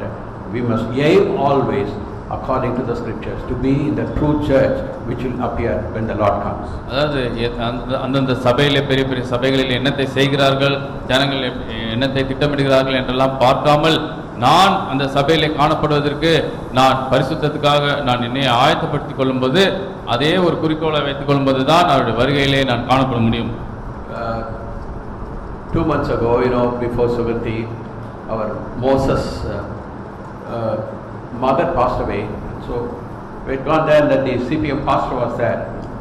I began a conversation with him. 2 மாதங்களுக்கு முன்பதாக, அதாவது என் மனைவி இறப்பதற்கு முன்பதாக சகோதரர் மோசஸுடைய தாயார் மறைந்தார்கள். அப்பொழுது அவர்களுடைய அந்த கூட்டத்திற்கு நான் ஆராதனைக்கு சென்றிருந்த பொழுது அங்கே ஒரு சிபிஎம் போதகர் வந்திருந்தார். அவரோடு பேசினேன். And then I asked him something, and then he said something. Then I began to converse with him, and he was taken aback. He wanted to know from me more things. அவரிடம் நான் ஒரு கேள்வியை கேட்டேன். அவர் அதற்கு ஏதோ சொன்னார், நான் திரும்பவும் ஏதோ சொன்னேன். அப்படி சொல்லும் பொழுது நான் இன்னும் சில காரியங்களுக்கு அவருக்கு விளக்கி சொன்ன பொழுது அவர் ஆச்சரியப்பட்டார். இன்னும் கொஞ்சம் அறிந்து கொள்ள வேண்டும் என்று கேட்டார். Then I said to him very clearly, see, it is not when Jesus comes, it's not CPM. It is not white and white, not wearing jewels, and all these things will count. It's only one church, and we must aim to be that church. And he said, yes, you are right. அதாவது இயேசு வரும்பொழுது CPM மாத்திரம்தான் காணப்படும் என்று அல்ல, ஆனால் அவருடைய கிருபையிலே வளர்கிறவர்கள், அவருக்குள்ளாய் தொடர்கிறவர்கள் எல்லாரும் அதிலே காணப்படுவார்கள். நானும் அதிலே இருக்க வேண்டும் என்று நான் பிரயாசப்பட வேண்டும் என்று நான் சொன்ன பொழுது ஆம், உண்மைதான் என்று அவர் ஒத்துக்கொண்டார். Brothers and sisters whom I love very much in the Lord, this is my humble prayer, this is my exhortation to you. Set your aim continually on the coming of the Lord, and make sure whatever happens, whatever doesn't happen, that you are there at the coming of the Lord when the trumpet sounds. கர்த்தருக்குள்ளாய் நான் அதிகமாய் நேசிக்கிறதான எனது சகோதரிகளே, நீங்கள் இதை மாத்திரம் ஒன்றை மாத்திரம் உறுதிப்படுத்திக் கொள்ளுங்கள். கர்த்தருடைய வருகையின் போது அந்த எக்கால சத்தம் தொனிக்கும் பொழுது அதிலே நான் காணப்பட வேண்டும் என்று சொல்லி உங்களே ஆயத்தப்படுத்திக் கொள்ளுங்கள். அது ஒன்றே குறிக்கோளை வைத்துக் கொள்ளுங்கள். I know this is what God wants me to give to you, because I really sought the face of God, and I had never preached this message before anywhere. இதைதான் கர்த்தர் உங்களுக்கு ஒரு செய்தியாய் இந்த காலவெளியிலே நான் கொடுக்க சித்தம் கொண்டிருக்கிறார் என்று நான் நிச்சயமாக அறிந்திருக்கிறேன். ஏனென்றால் இதை குறித்து நான் இதுக்கு முன்பதாக பிரசங்கித்ததில்லை. And then the next point is, she was divinely led. அடுத்ததாக அவள் தேவனாலே அல்லது தெய்வீகமான ஒரு வழியிலே ஒரு விதத்திலே வழிநடத்தப்பட்டாள். She comes there, and that's at evening time, and that's a time to draw water. அங்கே மாலை நேரத்திலே தான் தண்ணீர் இழுப்பார்கள். When you read these things in the Bible, just don't rush through. இதெல்லாம் வேதத்தை Every வாசிக்கும் word. பொழுது அவசரமாய் வாசிக்க கூடாது. You must picture in your mind every word that is given there. அங்கே சொல்லப்பட்ட ஒவ்வொரு வார்த்தையையும் உங்களுடைய சிந்தையிலே நீங்கள் கற்பனை செய்ய வேண்டும். Let's read from verse 10. 10ஆம் வசனத்திலிருந்து வாசிப்போம். And the servant took 10 camels of the camels of his master and departed, for all the goods of his master were in his hand. And he arose, went to Mesopotamia, unto the city of Nahor. And he made his camels to kneel down without the city by a well of water at the time of the evening, even the time that women go out to draw water. Women go out to draw water. ஆதியாகமம் 24ஆம் அதிகாரம் 10ஆம் And, வசனத்திலே and he said, O Lord God of my master Abraham, I pray thee, send me good speed this day, and show kindness unto my master Abraham. Behold, I stand here by the well of water. The daughters of the men of the city come out to draw water. And let it come to pass that the damsel to whom I shall say, Let down thy pitcher, I pray thee, that I may drink. And she shall say, Drink, I will give thy camels or drink also. The same is she that thou hast appointed for thy servant Isaac. And thereby shall I know that thou hast showed kindness unto my master. ஆதியாகமம் 24 10ஆம் வசனத்திலிருந்து வாசிப்போம். பின்பு அந்த ஊழியக்காரன் தன் எஜமானுடைய ஒட்டகங்களில் 10 ஒட்டகங்களை தன்னுடனே கொண்டு போனான். தன் எஜமானுடைய சகலவித உச்சிதமான பொருள்களுக்கும் அவன் கையில் இருந்தன.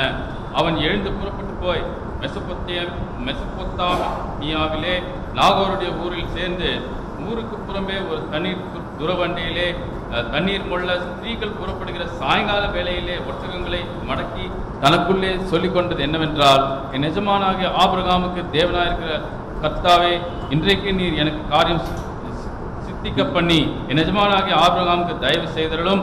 இதோ நான் இந்த தண்ணீர் துறவண்டையிலே நிற்கிறேன்.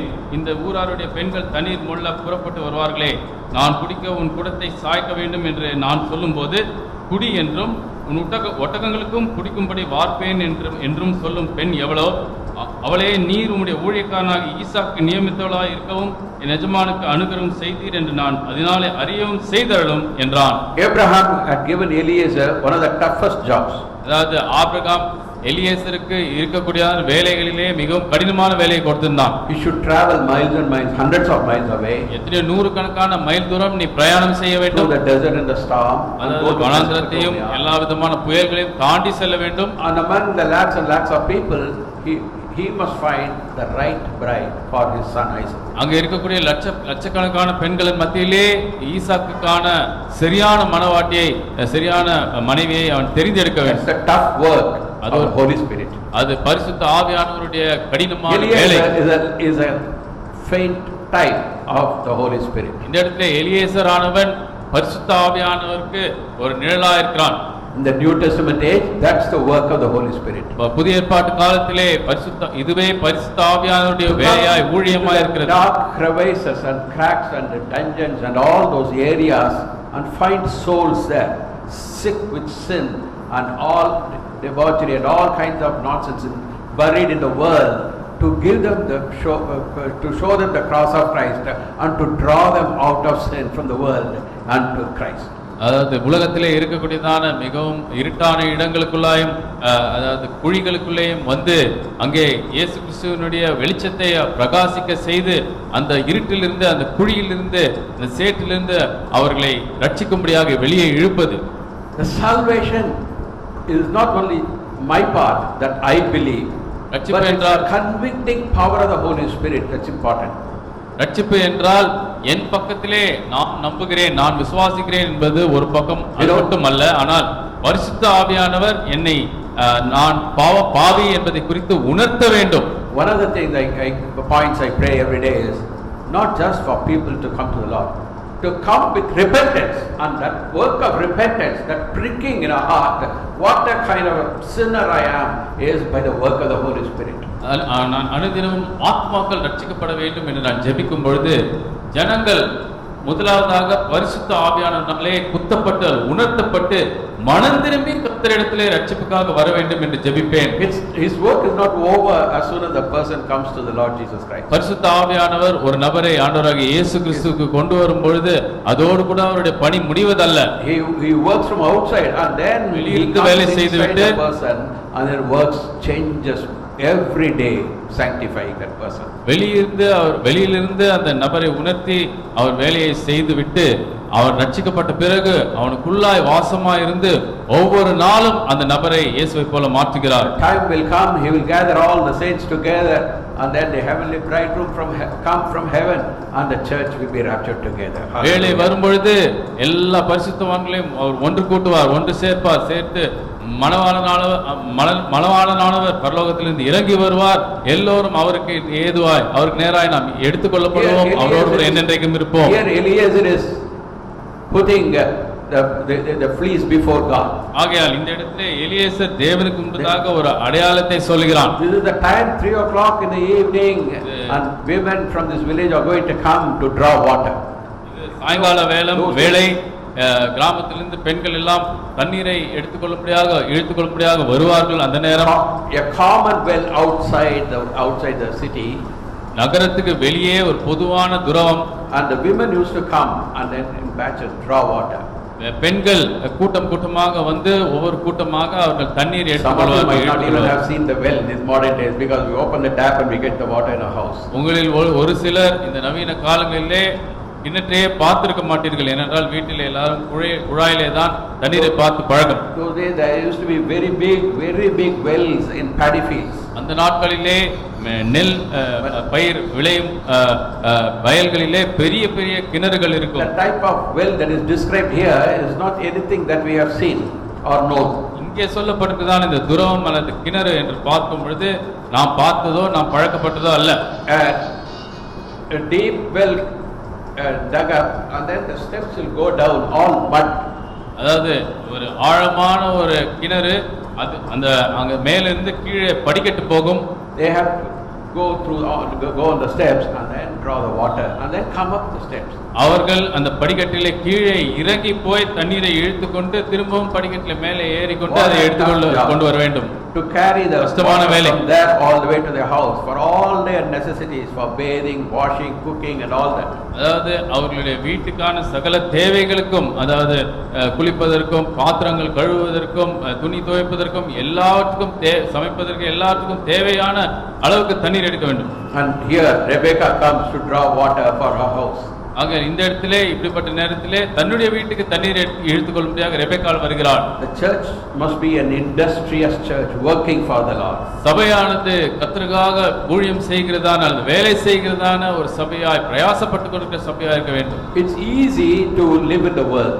உலகத்திலே வாழ்வது சுலபமான காரியம். But it's very tough to be a Christian in the world, to be a real believer in the world. இந்த உலகத்திலே வாழ்வது சுலபமான காரியமா இருந்தாலும் இந்த உலகத்திலே கிறிஸ்தவனாய் ஜீவிப்பது கடினமான காரியம். It's a challenging life. அது ஒரு சவாலான ஒரு வாழ்க்கை.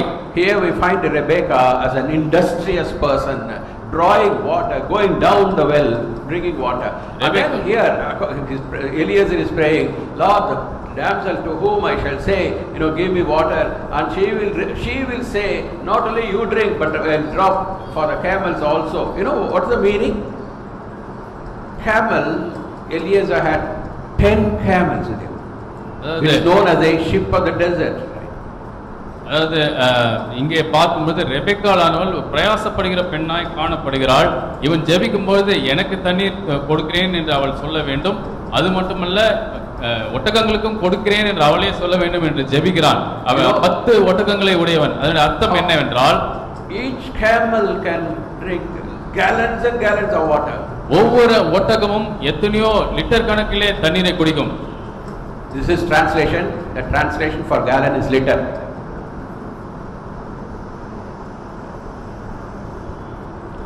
You know how much is a gallon? ஒரு கேலன், ஆங்கிலத்தில் கேலன் சொல்றது எவ்வளவு தெரியுமா? 1 gallon is equal to 5.4 liters, I think. ஒரு கேலன் என்றால் 5.5 லிட்டர் கிட்டத்தட்ட.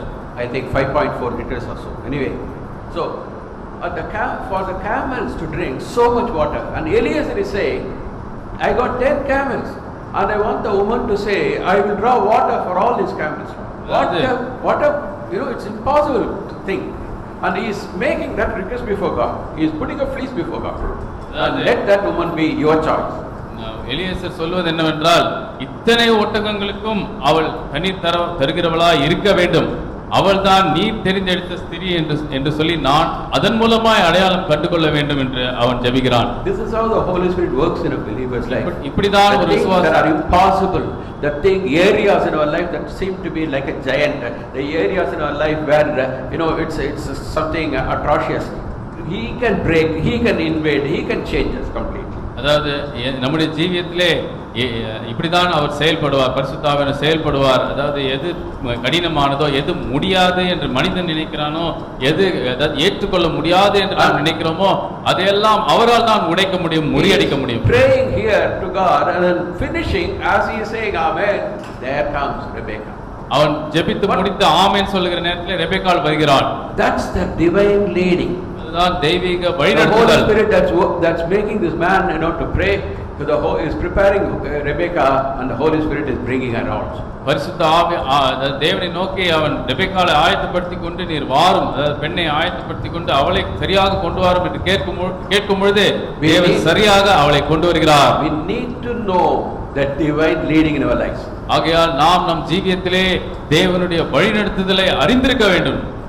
With what confidence I am standing before you. When the Lord showed it was almost about 10 o'clock last night, I didn't have the word. And when God showed me this, I knew it was God's word. So we need to know, I'm not boasting about myself, but what I mean to say is, we must know in small things also the divine leading. நான் எந்த தைரியத்தோடு கூட இங்கே உங்களுக்கு முன்பாக நின்று பேசிக் கொண்டிருக்கிறேன். செய்தியே இல்லாமல் 10 மணி வரை இரவிலே இருந்தேன். அப்பொழுது திடீரென்று பரிசுத்த ஆவியின் மூலமாக இதை வெளிப்படுத்தினார்.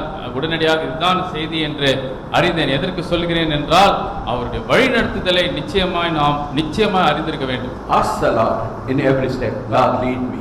ஒவ்வொரு படியிலேயும் ஆண்டவரே என்னை வழிநடத்தும் என்று கேளுங்கள். Show your presence to me. உம்முடைய பிரசன்னத்தை எனக்கு வெளிப்படுத்தும். And we must have that doubt. Is it me or the Lord? அந்த கேள்வி நமக்குள்ள இருக்க வேண்டும். இது நானாகவே சிந்திக்கிறேனா இல்லை கர்த்தருடைய சித்தமா என்று யோசிக்க வேண்டும். And really kind of begging, so much asking for dependence upon the Holy Spirit. உண்மையிலேயே அவரிடம் அதாவது அவரை கிட்டத்தட்ட மன்றாடி பிச்சை எடுப்பது போல அவ்வளவாய் அவர் மேல் சார்ந்திருக்க வேண்டும். We need him. Without the Holy Spirit, what we are saying, what we are doing, what we are praying, what we are expecting is all just thin air. நமக்கு அவர் தேவை, பரிசுத்த ஆவியானவர் நிச்சயமாய் தேவை. அவர் இல்லை என்றால் நாம் எதை ஜெபித்தாலும் எதை எதிர்பார்த்தாலும் எல்லாமே வெறும் காற்றை போலதான். And when we pray according to God's will, he hears us. Hallelujah. அது மட்டுமில்லாமல் அவருடைய தேவனுடைய சித்தத்தின்படி ஜெபிக்கும் பொழுது அவர் அதை கேட்பார். It looked a mountainous problem and he brought it to the Lord and he put a fleece before God, and then as he finishes praying, here am I, God is showing to him, bringing Rebecca. அதாவது அவனுக்கு பெரிய மலையை போன்ற பிரச்சனை போல தோன்றிற்று. அவன் தேவனுக்கு முன்பதாக அதை ஜெபத்திலே கொண்டு வந்து அதை குறித்து அவன் விண்ணப்பம் செய்த போது, ஜெபித்து முடிக்கும் பொழுது கர்த்தர் அதற்கு பதிலளிப்பது போல அந்த பெண்ணை கொண்டு வருகிறார். And then what is she saying? அவள் என்னத்தை சொல்கிறாள்? Verse 18. 18ஆம் வசனம். Drink, my Lord. She hasted, let down her pitcher upon her hand, gave him drink. And when she had done giving him drink, she said, she is volunteering, I will draw water for thy camels also. 10 camels, remember that, until they have done drinking. ஆதியாகமம் 24:18ஆம் வசனத்திலிருந்து, அதற்கு அவள், குடியும் என் ஆண்டவனே என்று சீக்கிரமாய் குடத்தை தன் கையில் இறுக்கிக் கொண்டு அவனுக்கு குடிக்க கொடுத்தாள். கொடுத்த பெண், உம்முடைய ஒட்டகங்களுக்கும் குடித்து தீர் மட்டும் அவைகளுக்கும் மொண்டு வார்ப்பேன் என்று சொல்லி. She is such an industrious person, and she is see the enthusiasm and see the hospitality and see so many natures that she is saying, I will give your camels also water. She is counting 1, 2, 3, 4, 10 camels there. And she is alone that. She is going down, and the word of God says, and then she hasted, emptied her pitcher into the trough. After he had after Eliezer had the drink, there were remaining water. She just didn't throw it away. She emptied it in the trough for the camels. She was not wasting the water. அதாவது அவள் ஒரு வேலை செய்வதை விரும்புகிறவளாய் காணப்படுகிறாள், பிரயாசம் எடுக்கிறாள், வேலை செய்து கொண்டே இருக்க வேண்டும் என்று நினைக்கிறாள்.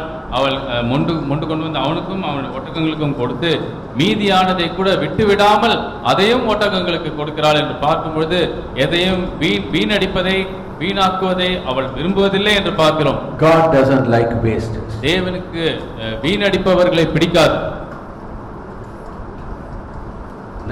Anything we should not waste. வீணாக்குபவர்களை தேவனுக்கு பிடிக்காது, எதையுமே வீணாக்க கூடாது. It was easy for Jesus to feed 5,000 families in the wilderness. இயேசுவுக்கு வனாந்தரத்திலே 5000 குடும்பத்தினருக்கு போஜனை அளிப்பது ஒரு லேசான காரியம். After that, told the disciples, gather up the fragments. அதன் பிறகு Nothing be lost. அதன் பிறகு சீசர்களை பார்த்து மீதி மிச்சமானதை எல்லாம் நீங்கள் சேகரிக்க வேண்டும், எதுவுமே தொலைந்து போக கூடாது. It was not that the bits and pieces which fell from their mouth. No, he was saying he was breaking bread and giving them, and those the bread which the people had not eaten.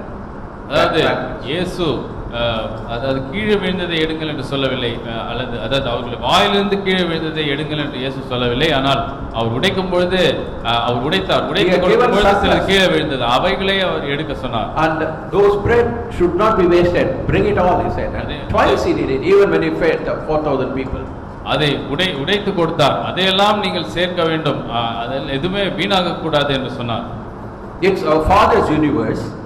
இந்த அந்த சராசரமும் நம்முடைய பிதாவினுடைய சராசரமாக இருக்கிறது. Our Father never likes anything of his to be wasted. ஆனால் நம்முடைய பிதாவாகிய தேவனுக்கு எதையும் வீணாக்க பிடிக்காது. And God wants us not to waste anything in our life that he gives us. நம்முடைய ஜீவியத்திலே தேவன் தருகிற எதையும் நாம் வீணடிப்பதை வீணாக்குவதை தேவன் விரும்புவதில்லை. That mud steps are there down into the thing, and then drawing water coming up, pouring into the trough for the camels to drink. 1, 2, 3, 4, 5, 6, 7, 8, 9, 10 camels there drinking water. And he is drawing all alone. அங்கே Not a murmur, not a whisper. What a character. That's the church of Jesus Christ. தனியாக எந்த ஒரு முறுமுறுக்காமல் எந்த ஒரு அதாவது சலிப்பும் இல்லாமல் 10 ஒட்டகங்களுக்கு ஏற்றாற் போல அவ்வளவு தண்ணீரை திரும்ப கீழே சென்று மேலே வந்து மொண்டு கொடுக்கிறாள். அதுதான் கிறிஸ்துவின் மனவாட்டியினுடைய சுபாவம். The church will always be singing, whatever it be, we do it all for Jesus. சபையானது என்றைக்கும் நான் எதை செய்தாலும் எல்லாவற்றையும் இயேசுவுக்காக செய்கிறேன் என்று பாடும். No murmuring, no whispering. முறுமுறுக்காது. You know, not looking at the mass of work that is before us and trying to shirk responsibility. அதாவது பெரிய மலை போல இவ்வளவு வேலை இருக்கிறதே என்று சொல்லி பொறுப்பை விட்டுவிடலாம் என்று எண்ணாது. Going down the slippery steps and still taking the risk and doing it. அதாவது வழுக்கக்கூடிய படிகளின் கீழே சென்று ஒரு அதாவது சவாலை ஏற்றுக்கொண்டு செய்கிறாள். How laborious, எவ்வளவு வேலை, but still doing it with joy. ஆனாலும் சந்தோஷமாய் செய்தாள். And that's the work of the அதுதான் Holy Spirit of believers' life, and that's the church. அதுதான் ஒரு விசுவாசியினுடைய ஜீவியத்தில் இருக்கிறதான பரிசுத்த ஆவியானவருடைய கிரியையாய் Not இதுதான் சபை. wasting anything there. எதையும் வீணாக்கவில்லை. God doesn't want us to be wasted. நாம் வீணாக்குபவர்களாக இருப்பதை தேவன் விரும்புவதில்லை. He gives us, he has not reduced a minute each day. ஒவ்வொரு நாளும் அவர் நமக்கு அதாவது ஒரு நிமிஷம் கூட குறையாமல் ஒவ்வொரு நாளும் 24 மணி நேரத்தை தருகிறார். But how much of time we are wasting really? ஆனால் நாம் எவ்வளவு மணி நேரத்தை வீணாக்குகிறோம் தேவையில்லாத காரியங்களிலே. If you take rest, if you sleep, that's not a waste. அதாவது நீங்கள் உண்மையிலே இளைப்பாரி நீங்கள் கொஞ்சம் தூங்கினால் அது பரவாயில்லை. Equally you must be working. Equally you must be working. அதுக்கு ஏற்றாற் போல் நீங்கள் வேலை செய்ய வேண்டும். Sleep is rest is necessary, and that's good. இளைப்பாறுதல் அவசியம், நாம் உறங்குவது அவசியம், நல்லதுதான். God want us to waste anything, even food or money. We can't use our money for unwanted things, and that's a waste. உணவையோ பணத்தையோ கர்த்தர் வீணாக்குவதை விரும்புவதில்லை. இஷ்டப்படி பணம் செலவழிப்பதையும் தேவன் விரும்புவதில்லை, வீணாக்க கூடாது. All that we are and all that we have is God given. That is His universe. நாம் முற்றிலுமா என்னவா இருக்கிறோமோ, நமக்கு முழுமையா என்னெல்லாம் இருக்கிறதோ அது எல்லாமே கர்த்தருக்கு சொந்தம். Think about that. Nothing God wants us to waste in our life. இதை குறித்து சிந்தித்து பாருங்கள். நம் ஜீவியத்திலே எதையும் நாம் வீணடிப்பதை தேவன் விரும்புவதில்லை. Praise God. தேவனுக்கே ஸ்தோத்திரம். Rebecca. Rebecca, Remember, captivating beauty, and that's what God wants you and me to shine with that beauty and the glory of Jesus. இழுக்கக்கூடியதான் அழகு தேவன், அதே போலதான் நானும் நீ கூட இயேசுவின் அழகோடு கூட பிரகாசிக்க வேண்டும் என்று சொல்லி தேவன் விரும்புகிறார். There are many more characteristics also, if God permits. If God permits, we'll see next week or some other time. இன்னும் அநேக குணாதிசயங்கள் இருக்கின்றன. கர்த்தருக்கு சித்தமானால் அடுத்த வாரமோ அல்லது வரும் நாட்களிலேயே பார்ப்போம். Shall we pray? நாம் ஜெபிப்போம். Father, we humble ourselves. We don't have to say anything to you. You see us inside out. பிதாவே, எங்களையே தாழ்த்துகிறோம். நாங்கள் குறித்தே எதுவுமே உங்களிடம் சொல்லாமல் உமக்கு ஆண்டவரே எங்களை குறித்து எல்லாமே தெரியும். Our heart's desire is all our emptiness, all our unwanted things in our life, you will take away, so that Lord, you will fill us with the glory and the beauty and the nature of Jesus Christ.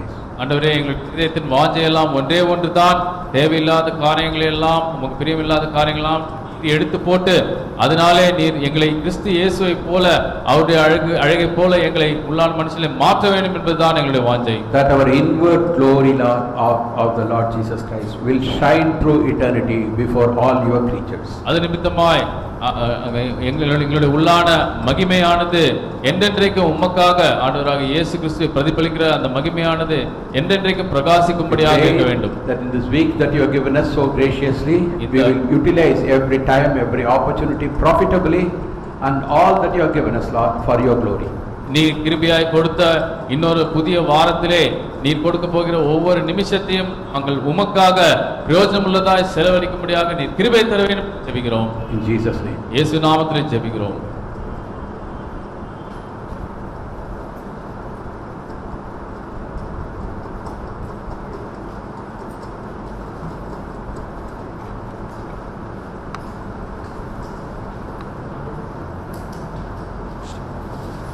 Tamil பாடலை பாடி நாம் ஆண்டவருக்கு காணிக்கைகளை கொடுப்போம். எனக்காய் ஜீவன் விட்டவரே, என்னோடு இருக்க எழுந்தவரே, என்னை என்று வழி நடத்துவாரே, என்னை சந்திக்க வந்திருவாரே. பாடலை பாடுவோம். You are all things to the Lord as we sing this song together. எழுப்பி நின்று பாடுவோம். எனக்காய் ஜீவன் விட்டவரே, என்னோடு இருக்க எழுந்தவரே, எனக்காய் ஜீவன் விட்டவரே, என்னோடு இருக்க எழுந்தவரே, என்னை வழி நடத்துவாரே, என்னை சந்திக்க வந்திடுவாரே, என்னை வழி நடத்துவாரே, என்னை சந்திக்க வந்திடுவாரே.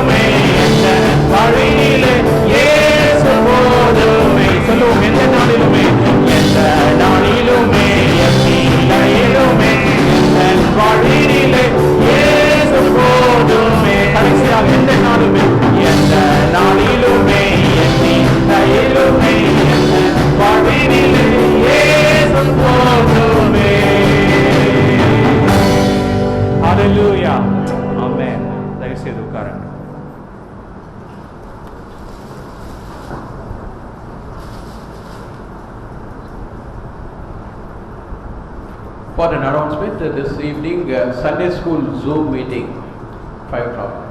இன்று மாலை வேளையில் ஞாயிறு பள்ளி பிள்ளைகள் ஜூம் பிளாட்ஃபார்ம் மூலமாக ஞாயிறு பள்ளியானது நடைபெறும் 5 மணிக்கு நடைபெறும். And pray for me as I am traveling to Palakkota immediately after the service. இந்த கூட்டம் முடிந்தவுடன் நான் பாளையங்கோட்டைக்கு செல்ல இருக்கிறேன். எனக்காக என்னுடைய பிரயாண குறிப்புகளுக்காக ஜெபித்துக் கொள்ளுங்கள். Pray that God will bless His church and all that God has intended to brought to pass. கர்த்தர் இந்த சபையை ஆசீர்வதிப்பாராக. அவர் நியமித்தது எல்லாவற்றையும் தேவன் செய்து முடிக்கும்படியாக நீங்கள் யாவரும் ஜெபித்துக் கொள்ளுங்கள். Let's pray. நாம் ஜெபிப்போம். அன்பின் பரலோக பிதாவே, இந்த நல்ல காலை வேளைக்காகவே நாங்கள் துதிக்கிறோம், ஸ்தோத்திரிக்கிறோம். ஆண்டவரே, நீர் எங்களுக்கு பாராட்டின கிருபை எவ்வளவு மேன்மை உள்ளது. ஆண்டவரே, உங்களுக்கு நன்றி செலுத்துகிறோம். ஆண்டவரே, இந்த நேரத்திலும் ஆண்டவரே, எந்த நாளிலும் நிலையிலும் ஆண்டவரே, எங்கள் மரண பள்ளத்தாக்கில் காக்கிறதான எங்கள் இயேசு எங்களுக்கு போதுமானவர். எங்கள் ஆத்மாவை தேற்றுகிற இயேசு எங்களுக்கு போதுமானவர் என்று பாடும்படியாக கிருபை கொடுத்ததுக்காக ஸ்தோத்திரம்.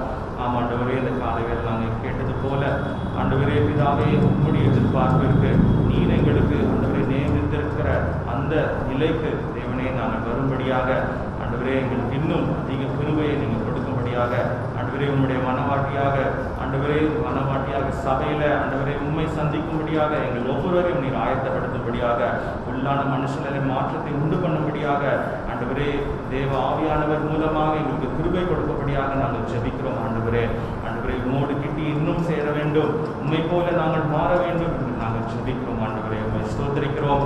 ஆண்டவரே, உடைய பிள்ளைகள் எல்லாரும் நீங்க கொண்டு வந்திருக்கிறீங்க. ஆண்டவரே, உடைய பிள்ளைகள் எல்லோரும் இதை பார்க்க முடியாத கிருபை செய்திருக்கிறீங்க. ஸ்தோத்திரம் ஆண்டவரே. ஒவ்வொருவரையும் ஆசீர்வதியும். ஆண்டவரே, உண்மை தேடின முகங்கள் வெட்கப்பட்டு போவதில்லை என்று நாங்கள் வாசிக்கிறது போல தேவன் அவர்கள் தலையை உயர்த்தும்படியாக, தேவன் அவங்களை பிரகாசிக்க செய்யும்படியாக, உங்களுடைய நாமத்தை மகிமைப்படுத்த கொள்ளும்படியாக நாங்கள் செபித்து எங்களை அர்ப்பணிக்கிறோம். ஆண்டவரே, உண்மையாகவே ரெபெக்காளை போல நாங்கள் எப்பொழுதும் உமக்காக யாவற்றையும் முறுமுறுப்பில்லாமல் தேவ மகிமைக்கென்று நாங்கள் செய்யும்படியாக எங்களை ஆண்டவரை அர்ப்பணித்து ஜெபிக்கிறோம். எங்களுக்கு அதற்கு தேவையான எல்லா பலனையும் கிருபையும் கொடுக்கும்படியாக ஜெபிக்கிறோம். ஆண்டவரே, உமக்கு ஸ்தோத்திரம், நமக்கு நன்றி செலுத்துகிறோம். ஆண்டவரே, வியாதிப்பட்டவர்களை நினைக்கிறோம். ஆண்டவரே, கொள்ளை நோயினால பாதிக்கப்பட்டவர்களை நினைக்கிறோம். ஆண்டவராக இயேசு கிறிஸ்து நாமத்துல ஆண்டவரே, அவங்களுக்கு சுகம் உண்டாகும்படியாக ஒரு சபையாக உம்முடைய பிள்ளைகளாக நாங்கள் ஜெபிக்கிறோம். ஆண்டவரே, ஹல்லேலூயா. ஆண்டவரே, நீர் தூரத்திற்கும் தேவனாக இருக்கிறபடினால ஆண்டவரே, உம்முடைய வார்த்தையை அனுப்பி நீர் சுகமாக்குகிற தேவன். ஆண்டவரே, இப்பொழுதும் அதை நீர் செய்யும்படியாக, அவர்களை பலப்படுத்தும்படியாக, தூக்கி எடுக்கும்படியாக ஜெபிக்கிறோம். கூடிய சீக்கிரத்தில் இந்த நோயானது எங்கள் ஆண்டவரே இந்த மாநிலத்தை விட்டும் தேசத்தை விட்டும் ஆண்டவரே கடந்து போகும்படியாக ஒருமனப்பட்டு ஜெபிக்கிறோம். ஆண்டவரே, உம்மால் எல்லாம் கூடும், நீ சொன்னால் ஆகும், நீ கட்டளையிட்டால் நிற்கும். ஆண்டவரே, நீர் ஆண்டவரே சிங்காசனத்தில் இருக்கும் தேவன். இப்பொழுதும் ஆண்டவரே பிரயாணப்பட்டு போகிற ஆண்டவரே போதகருக்காக ஜெபிக்கிறோம். ஆண்டவரே, தேவன் ஆண்டவரே பிரயாண கிருபைகளை கொடுத்து பத்திரமாக செல்ல தேவன் கிருபை தாரும். ஆண்டவரே, சபை கட்டிட துவக்க விழாவை ஆசீர்வதியும். கட்டிட வேலைப்பாடுகள் எல்லாவற்றையும் நீங்க ஆசீர்வதிக்கும்படியாக ஆண்டவரே, சகலமும் நன்மையுமாக நடக்கும்படியாக தேவன் கிருபை தரும்படியாக ஜெபிக்கிறோம். உம் நாமத்தை மகிமைப்படுத்தும். எல்லா கனம் துதி புகழ்ச்சி எல்லாம் இயேசு ஒருவருக்கே செலுத்துகிறோம். ஆண்டவரே, உமக்கே மகிமை உண்டாகட்டும். இயேசு மூலம் ஜெபத்தை ஏறெடுக்கிறோம். ஜீவனுள்ள நல்ல பிதாவே, ஆமென்.